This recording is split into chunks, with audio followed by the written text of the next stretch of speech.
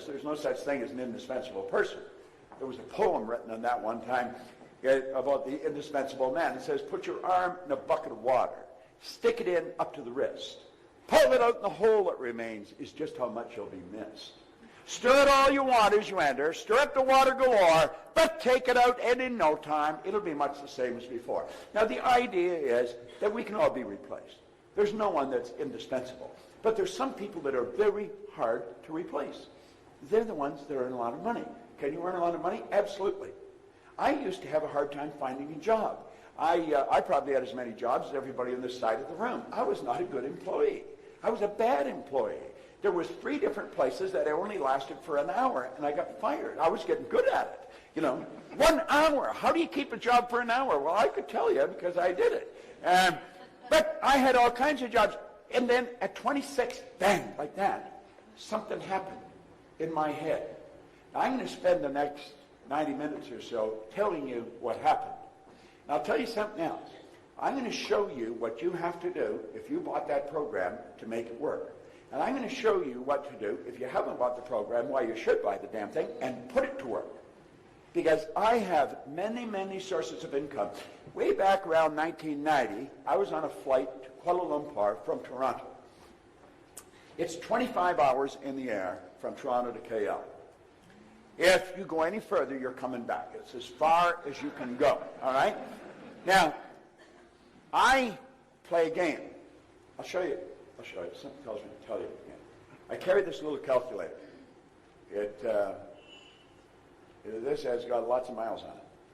So I'll take it, and I reduced everything to the ridiculous. I'll hit 1, 2, 3, 4, 5, 6. Now I got a million, right? 1 with 6 zeros. Now a million, it seems like a pretty big number to most people. It does to me. And I play with numbers all the time. A million.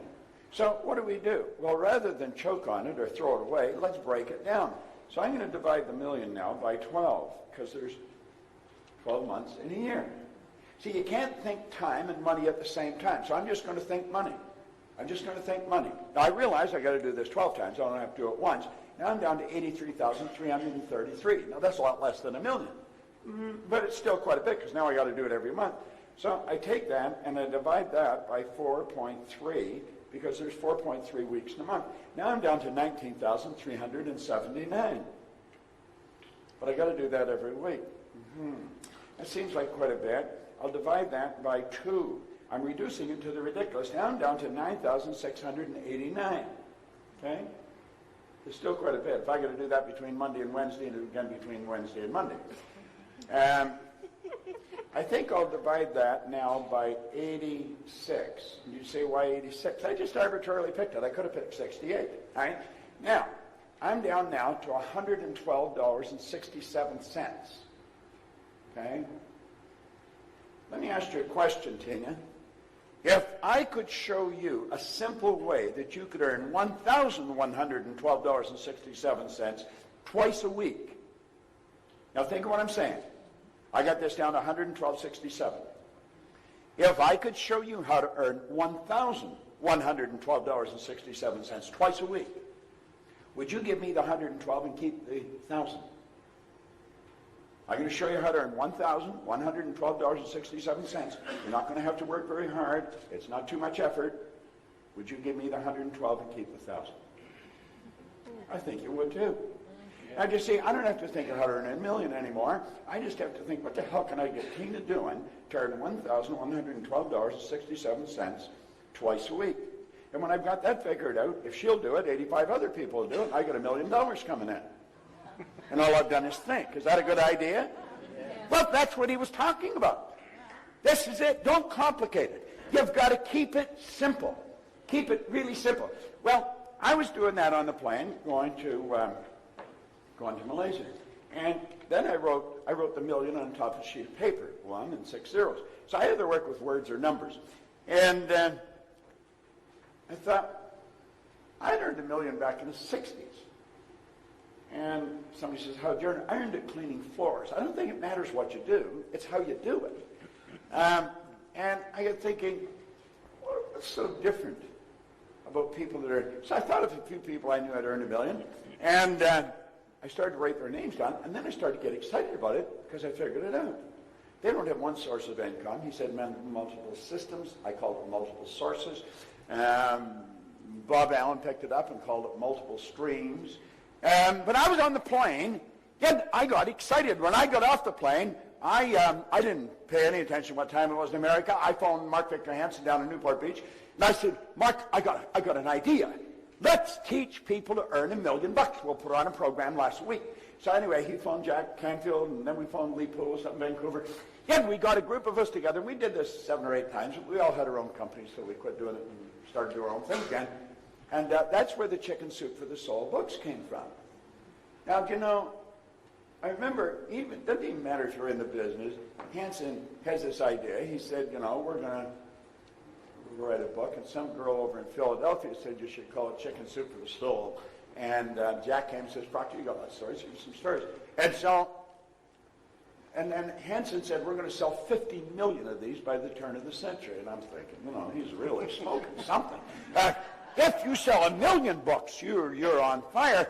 50 million. Well, they didn't sell 50 million. They sold 74 million. They've sold over 100 million. Then they sold out to Disney for millions of dollars. It was just an idea. They didn't do anything. They didn't write the books. Somebody else wrote the books. They sent in the stories. Now, eventually, they started to pay them for the stories, but they never paid them for the stories in the first books. See? Multiple streams. See, if you start thinking, that's what most people don't do. I spent 5 years working with Earl Nightingale. He said if most people said what they were thinking, they would be speechless. And I'm inclined to agree with him.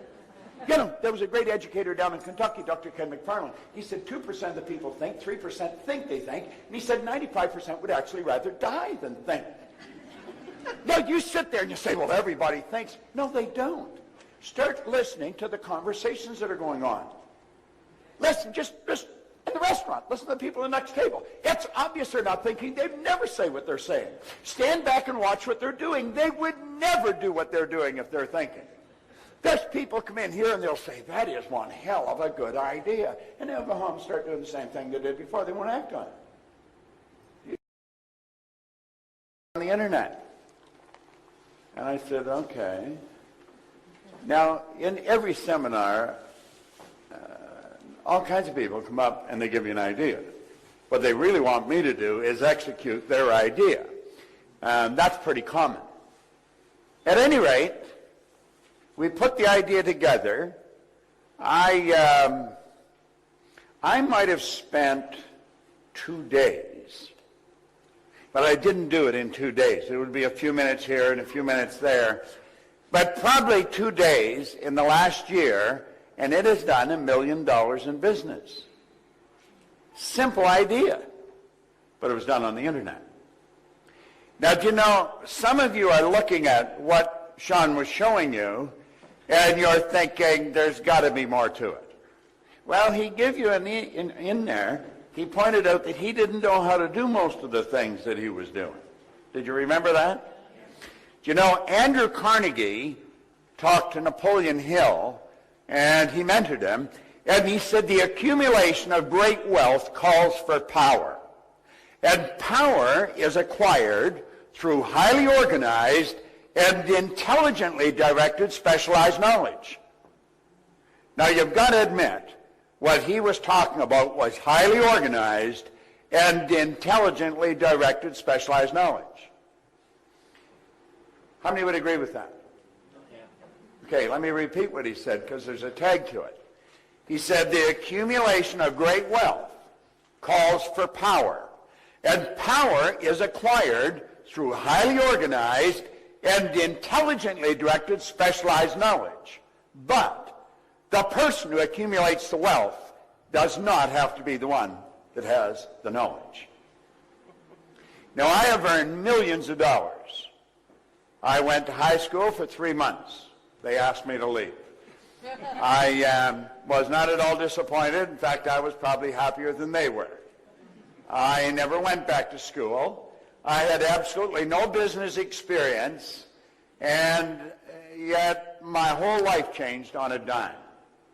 You see, what you have to do is you got to make a decision. Now, some of you, how many of you have been listening to CDs and going to seminars for a long time, and you're a little frustrated because it just isn't clicking for you. How many fall into that category? Wait a minute. We got to get honest here. How many can hold their arm above their shoulder? Let me see. All right, get the other arm up. Sean, you get the wallets, all right? Now, let's try this again. How many of you have been studying personal growth, entrepreneurial skills, and that for a while, but it just isn't clicking yet? You haven't made your fortune. Let's see a show. Now, you see, there was more hands went up that time. Let's try this one more time. How many of you have been studying this kind of material for some time, but you just haven't cashed in yet? Let me see a show of hands. I see, there's more hands go up. One of the first rules is you got to get honest with yourself. See, until I get honest with myself, I was screwing up every turn of the road. I was unhappy, I was sick, I was broke. When I got honest with myself, everything started to change. Now, what is the main thing? Well, let's think about it for a moment. Here's the main thing right here. You get one bite at the apple. Now, I've studied reincarnation probably as much as anybody, but I haven't anybody prove to me that they're back for the 21st trip. So far as we know, this is it. We get one life, and it's about lifestyle. And most people are not living the way they really want to live. It's about contribution. The people that get the most are the ones that give the most. Sandy Gallagher and I were up at Cy Ranch. Are you familiar with Cy seminars, Sean? Yeah. We were up at Cy Ranch. They have a series of seminars that are quite extraordinary, really. They have basic, which is 4 days. Then they have Psi 7, that's 7 days, that's done at a ranch. The basic's done around different countries and places. And then they have men's leadership, women's leadership. That's 10 days. It's done men separate from the women. And then they have, for the graduates, they have what's called Principia. And they do that each year. Now, I've been with them since they started to do Principia, so I go there every year for Principia. I was up there with Michael Beckwith and Ricky, who started the morning I left from the Secret. Let's see, Debbie Ford was there working the same day I was working there. She's the one, the dark side of the light chasers. And she's got the new movie out, Shadow, brilliant gal. But they did something extraordinary. And they do things that are extraordinary at Psi. Psi seminars are, they're pretty old seminars. They've been around a long time. And they had 650 people on the ranch. It was about a 2,000-acre ranch up at Clear Lake, California. And on Tuesday night, they had school buses come and pick up 650 people. Now, there was doctors and lawyers and secretaries and truck drivers. I mean, just the greatest collection of people you ever saw, and they come from all over the world. They're from Korea, Australia, Europe, Israel. And the bus took them all to a dirt field in a very poor area. And this dirt field was where kids played soccer. I mean, it was dusty, dirty. It was a dirty place. And now a soccer field's a pretty big field. 2 hours and 16 minutes later, that field was sodded. The lady that owns Psi Seminars, Jane Wilhite, she strategized the whole deal, and it was phenomenal watching this happen. It's on film, and I'll give you an opportunity to watch the film. I'll tell you later how you can do this, and a letter about it, because the next day there was a big write-up in the newspaper. I mean, this was pretty incredible to sod a field in 2 hours and 16 minutes, and it was all volunteers. There's the doctor working next to the secretary and so on. And that whole place was done. Now, I want you to imagine the next morning when these poor little kids come running back to school and the whole field's carpeted with nice green grass. Do you know, that's going to impress them. They're going to remember that for as long as they live. That'll never leave their mind. And then it's impacted everybody in that neighborhood. Everybody that read the paper. Here I am in Dublin, Ireland, not a week later, yet I'm telling you about it. You're going to go tell somebody. And it was all because a lady marshaled the minds of 650 people and got them all to make a contribution. Now, the people that benefited most from this were the ones that were laying the sod. They had a phenomenal time. They had big speakers going and all kinds of jazzy music going on. I mean, it was incredible. Yeah, and I was talking to them when I was working with them the next day, you know, and the satisfaction they got out of this. You couldn't have bought the feeling that they got. So you see, it's not just about lifestyle, it's also about our contribution. It's really about how we spend our days. What did John say work was? It was bad. I mean, who wants to work? Do you know that working is the very worst way to earn money? It is. I'm not exaggerating. That's not just a cute line. Napoleon Hill said, if you are one of those people who believe that hard work and honesty alone will bring riches, perish the thought, because it's not true. He said, riches come, if they come at all, in response to definite demands, based upon the application of definite principles, and not by chance or luck. That's what John was talking about. That's exactly. Now, he said it many different ways, and he come at you all kinds of different angles, lots of slides, but that's exactly what he was talking about. Now, there's a law of compensation, and that law is very clear. It's very clear. And most people never learn it. 1% of our population earns 96% of all the money that's being earned. It is absolutely absurd when you look at it. Yet, if a person wasn't familiar, they'd say, well, I don't believe that. Well, don't believe it. It's still true. Most of what we do believe is not true. We believe that you should go to work to earn money. That is the very worst way to earn money. You should go to work for satisfaction. You provide service to earn money. Now think of this for a moment. The law of compensation says the amount of money you earn will always be in exact ratio to the need for what you do, your ability to do it, and the difficulty there is in replacing you. Now, let's do the same thing they did before. They won't act on it. You tell me they're thinking? See, the truth is most people, until I was 26, I don't think I originated one thought. Now you say, well, everybody thinks. No. Don't confuse mental activity with thinking. There's a big difference. You've got 5 senses. They're like antennae sticking out of your conscious mind. And your consciousness is picking up just an enormous amount of information. Just, whoo, it's flying into our consciousness. So the mind's always busy. Usually doing nothing. Take a look at the results most people get. If you're having a money problem today, you were probably having a money problem a year ago. If you're having relationships problems today, you probably were a year ago. Most people, their life doesn't change. You go right from the cradle to the casket, and they never really make it happen. You know, when their heart stops beating, it's a formality. They never really lived. Now, listen, I've studied this longer than most of you have been living. And I'm a pretty curious guy, and I'm pretty observant. And that's exactly what happens. Now, I'm going to show you something about this program later on. This is Begin Thinking into Results. Now, you get a flyer on it there, and I think it's 800 and some euros. I'm going to change that to 395 euros. I'm not going to change it again. If you come and say, could I get it for 295? The answer is no. It's 395. That program will change your life faster than anything. Now, if you really want a winning combination, get that, go buy that system, and then go home. And if you turn your television off, quit talking to anybody, just listen to what they're saying. Get into all their tutorials. Study everything they've got. Set a goal that you're going to pick up €1 million in a year. And your whole project, it might take you a year to figure it out. It might take you a year to get really sharp. Like I saw him bring that girl up here and you got 12 love steps. Well, I wouldn't know how to do that. I've been screwing around with one of these computers for a long time. But you know something? I don't have to know that. None of the girl that come up here, he knew how to do it. He didn't even know how to do it. Probably somebody else showed him how to do it. No, this is real. I'm telling you. Becoming wealthy is so simple, it's a sin that most people don't do it. Now look at this for a moment. What's preventing most people from earning the amount of money they want to earn?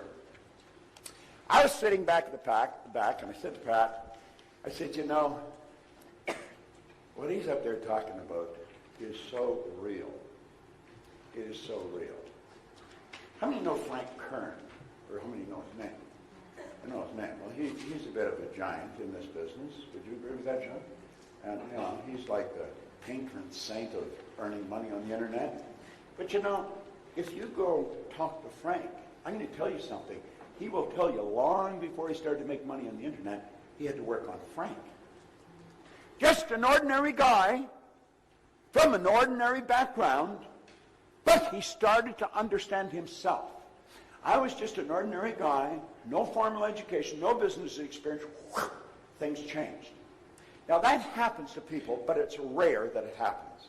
And when it does happen, most people just sit back and they really enjoy it. I was so shocked with what happened that I wasn't content with enjoying it. I want to know what happened to me. What happened?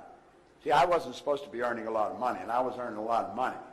I've been raised to believe that you got to be really smart if you're going to earn a lot of money.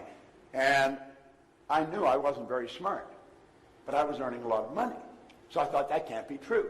Then I was raised to believe if you don't go to school, you'll never do well in business. Well, I hadn't gone to school.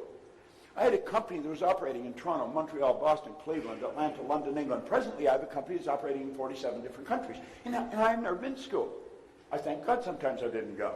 Now, I'm not against going to school. I sent all my kids to school.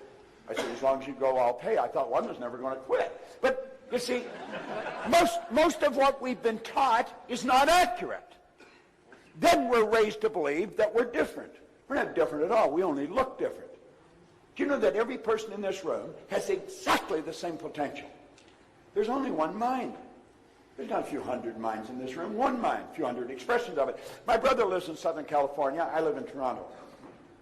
My office is in Phoenix, and I hardly work in either one of those places. But I'll phone him maybe on a nice day in the summer, and he'll say, what are you doing? I said, I'm just sitting up by the pool reading. I said, what are you doing? He said, I'm doing the same thing.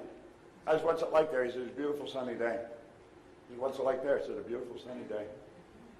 We're 3,000 miles apart. We're sitting in the same sun. Only one sun. You can enjoy it here in Dublin. I can enjoy it in Toronto. You probably don't enjoy it here as often as I do in Toronto. I mean, but what the hell? You choose to live here, you know. It's your own choice. So don't act like you're a victim. Get the hell out from under the cloud, you know. Well, think about this for a moment, though. You see, this is so basic. Why do people not earn the amount of money they want to live the way they choose? Well, I'm going to tell you. I'm going to explain why they don't. Then I'm going to explain how this happens. And then I'm going to tell you how to change it.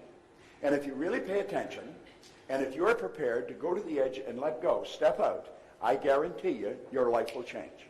I can guarantee it as sure as it's going to get darker tonight. Now, I can't do it for you. Pogo says, we have seen the enemy, they are us. We got to do it ourselves. Okay? We got to do it ourselves. Okay?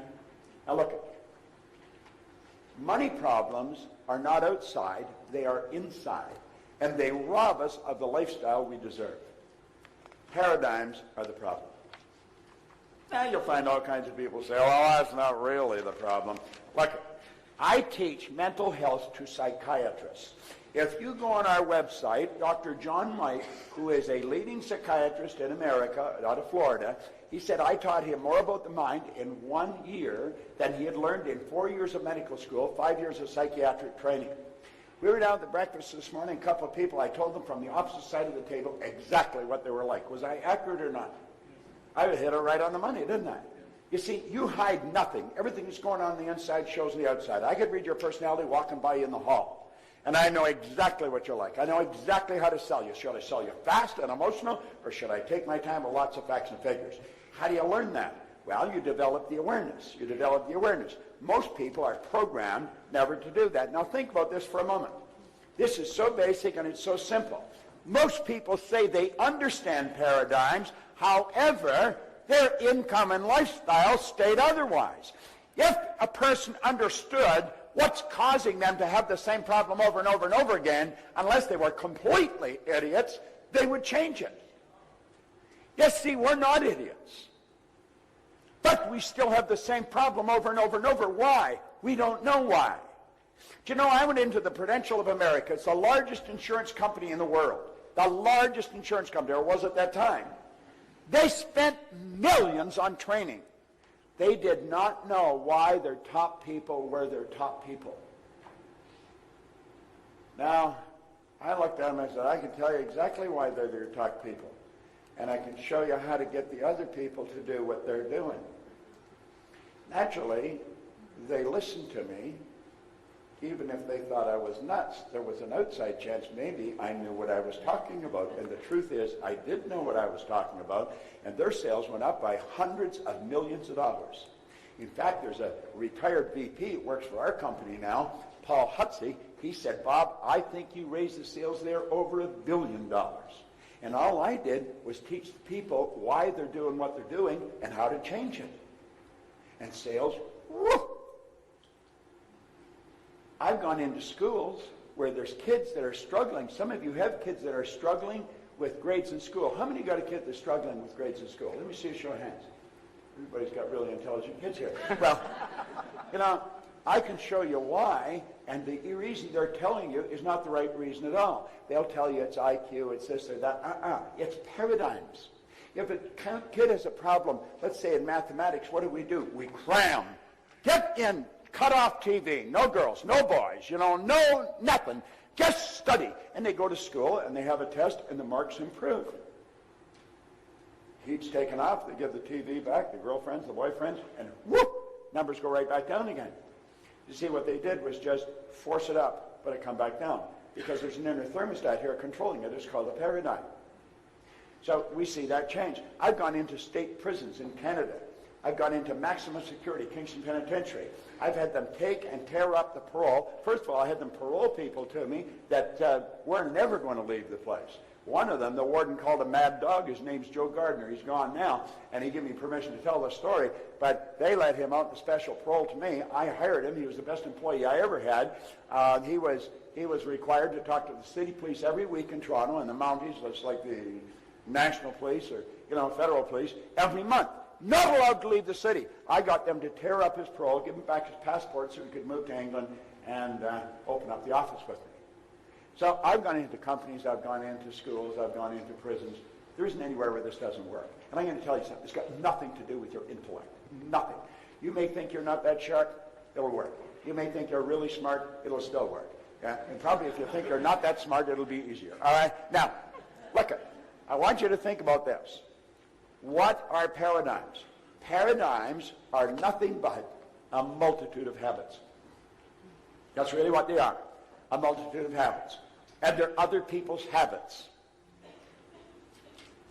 that are passed on from one generation to the next. Why do you think you're so much like your relatives? Why do you think you even look like them?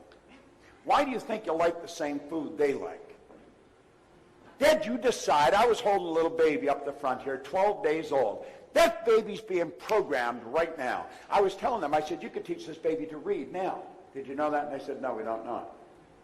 Well, if you don't know it, you probably won't do it. Could you do it? Yeah. You can teach that baby multiple languages. That baby's a linguistic genius at 12 days old. Most people don't know that, so they don't do it.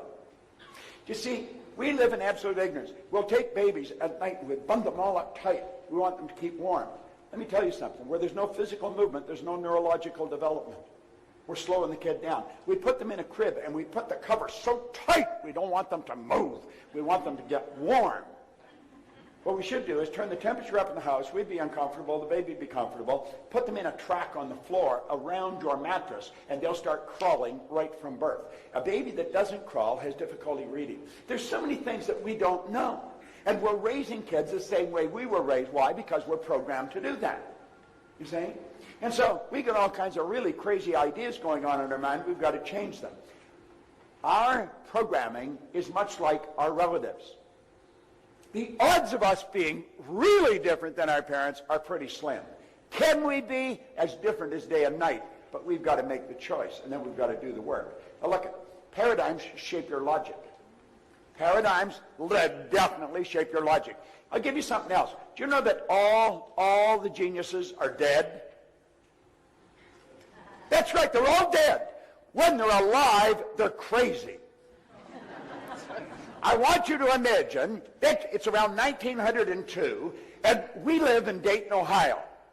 You live on one side of the rights, I live on the other side of the rights. Now, the Wrights have two boys that fix bicycles. And what are they going to do? They're going to fly. Yet, so we'd be having dinner, and we'd be saying, I'm telling you, those kids are going to kill themselves. Then when they got the plane off the ground, people said, well, they were only up there for 12 seconds. Wilbur said to Orville, we not only got up there, we kept the damn thing up there for 12 seconds. How about the world? For years we believed it was flat. I mean, it's the only logical explanation there is. I mean, how would people live on the side of it? Forget the bottom. Think about it for a moment. That's logic. It's illogical for you to believe that like that, by following some simple instructions, you could earn more money every day than your parents might have earned every month. It's hard to buy into the idea that you could actually change your income where you start earning every month what you've been earning every year. I was on a program in Lima, Peru. I flew down there. I was there for an hour and a half, got on a plane and I left. I earned more money than I would have earned on the Toronto Fire Department in 12 years. For an hour and a half. I've got to go over to Bucharest. I will earn more money at that gig in Bucharest than I would earn in 25 years on the Toronto Fire Department. That's where I was when this all started. Now think, what happened? I started to do things that were totally illogical. Totally illogical. How'd that happen? Well, for a long time I had to say I don't know, but now I do know. If you're not prepared to do things that are illogical, you're not going to go any further than you're going. Your logic has got you wired where you are. It's totally illogical for a person that's on a job for 14 years just to up and quit. Yes, my God, what are you going to do? I'm going to start to live. Get out of my road. Think. Do you know that our paradigms literally control how we use our time? I'm going to start to live. Get out of my road. Think. Do you know that our paradigms literally control how we use our time? Do you know that we all get exactly the same amount of time? There's no one that gets any more time than anybody else. The hobo that's sleeping on the street, they get as much time as the industrialist that's, one of the most successful people on the planet.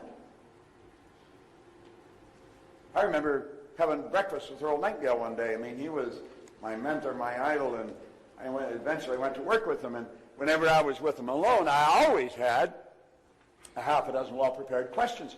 Again, we were having breakfast in downtown Chicago one day. We went down to a speaking engagement, and early in the morning, he lived downtown. He said, well, why don't we go over to, I don't know, whatever hotel it was, and have breakfast. I said, absolutely, yeah, I'd like that, Whenever I get alone with him, I'd get alone with him. So we're sitting having breakfast this morning. I said, Earl, now, he was the most listened to man in the history of the broadcasting industry at the time. Earl Nightingale literally started the personal development business, he and his partner Lloyd Conant, as far as we know it today in recorded fashion. And I said, Earl, how did you learn to master time management? I could still hear his fork hitting the plate. And he looked at me and said, what are you talking about? He said, I never mastered time management. Nobody masters time management. He said, time can't be managed. He said, I merely manage activities. He said, I just keep a sheet of paper and I write things I have to do on them, and then I do them.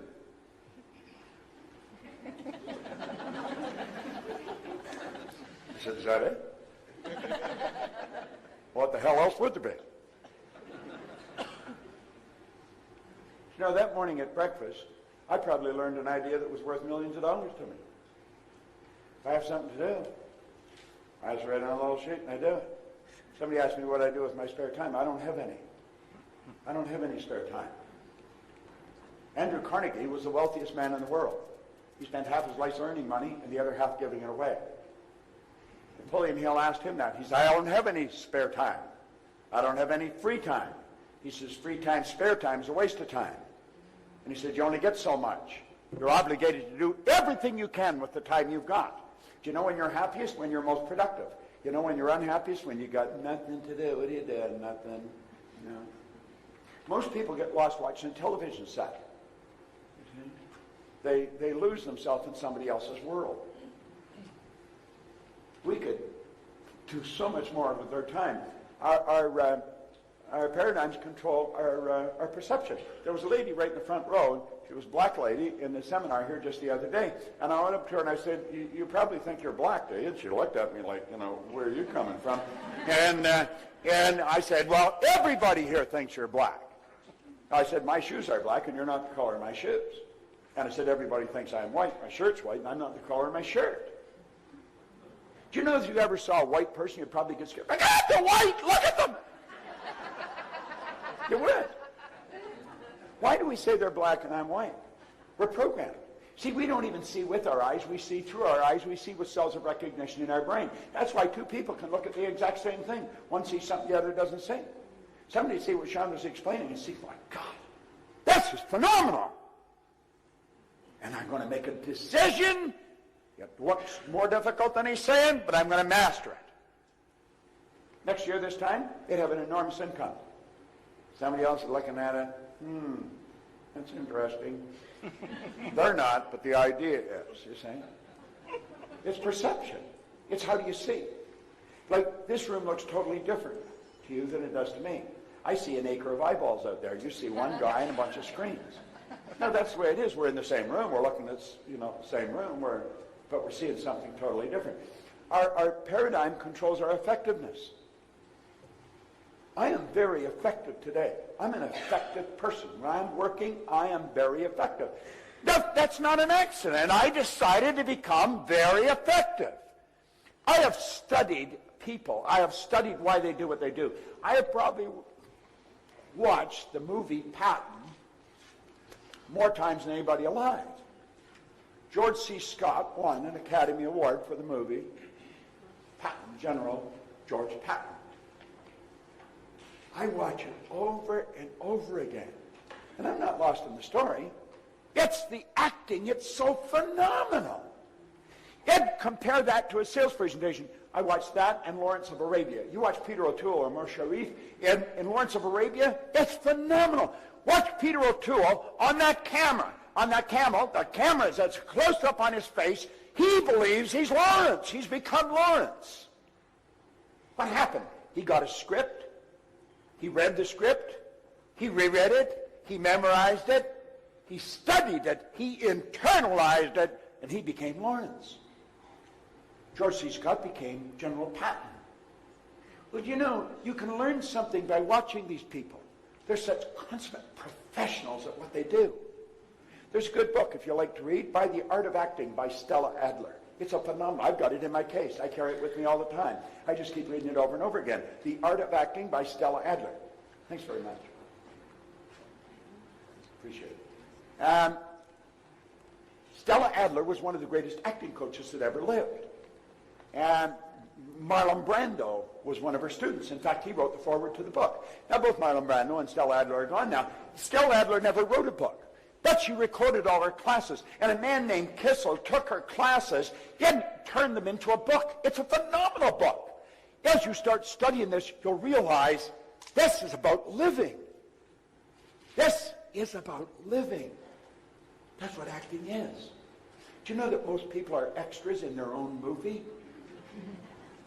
They're not the star of their own movie. We should be the star in our own movie. We want to study this. Really study it. There's so many wonderful lessons about life. And you start to look at what you're doing. You say, how good am I at it? Am I really a pro at this? You were supposed to have a guy here. He was here last year. Chris Guerrero. I guess he's a friend of Sean's and mine. And Chris started to listen to what I talk about. He joined our coaching program. I met some people this morning at the breakfast that are in our. We have a 13-month coaching program. If any of you are interested, I'll show you where to go. But Chris was a pretty smart guy, but he wasn't winning.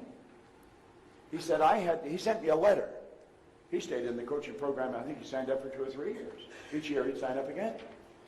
And he sent me a letter, here maybe a year or so ago, and he said, I want you to know that I had to put 3 or 4 credit cards together to get in your coaching program. But he said, I just had my first $1 million month. Here's a guy that was earning $1 million in a month.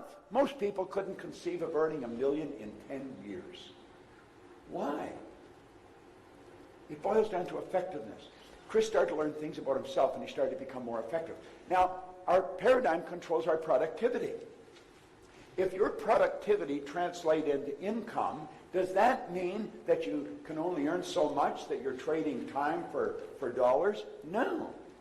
You saw what he was showing you. Set up affiliate sites. Sell stuff for other people without ever even talking to them, and they mail you checks. You know, the postman should never pass your door without leaving you a check. See, we can do this. Now, when I first started to study this, if somebody had suggested this to me, I thought, this guy's smoking something. You know, he's got shiny shoes and a fast time, but it doesn't work. But see, the truth is, it does work. I found that some of the most brilliant people in the world are broke. Yeah, and I've also found people that are functionally illiterate that could neither read nor write are worth millions. Now, of course, there's some brilliant people that are worth millions and some people that are functionally illiterate that don't know enough to come in out of the rain. But the bottom line is, most of the things that we believe about our ability to earn money are so far from the truth that it's ridiculous. No one teaches people how to earn money. Do you know that you can go to Oxford, Harvard, Stanford? They don't teach you how to earn money. Best education in the world. Never teach you how to earn money. I'll tell you something else.